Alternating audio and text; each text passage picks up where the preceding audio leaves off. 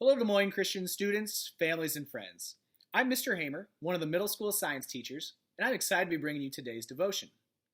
I've titled my thoughts Growing Pains, because I think that pretty well sums up the season that we are in at this time. Even though it may seem like it's mostly a season of pain, I think that is what is laying the groundwork for our opportunities of growth. Right now, we're seeing a lot of pain by not seeing our friends, our families, feeling isolated, getting out of the routine of normal life, and really just not knowing what's next. But I think this also provides opportunities for growth, to strengthen and deepen our faith, to trust on God more, to realize that the things that we think we're in control of maybe are not in our control like we once thought. And I think this is like that for a lot of things in our lives. If we think about sports or fine arts or even academics, to really grow in any of those areas, you have to first go through seasons of pain. You don't start out as a star athlete without putting in hours of practice. You don't make that masterpiece of a performance through music and through drama without a lot of hours of failing and practicing as well.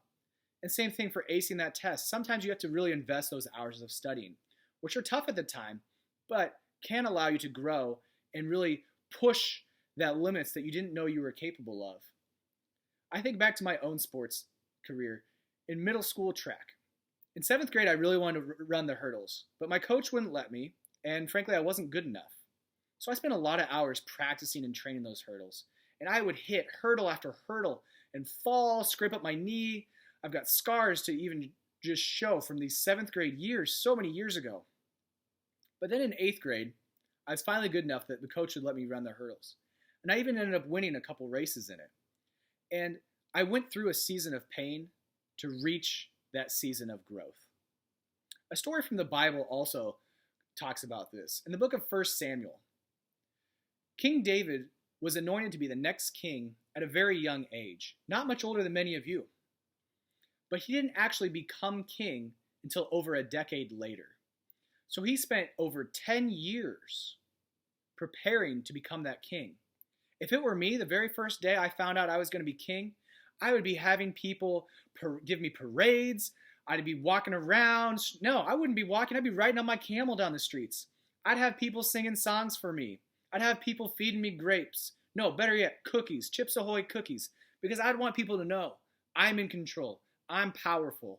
I am important. But God had a different plan for David. Instead, for over 10 years, you know what David did? He tended to sheep. Sheep are dumb animals. And here David is hanging out with a bunch of stupid animals instead of leading armies.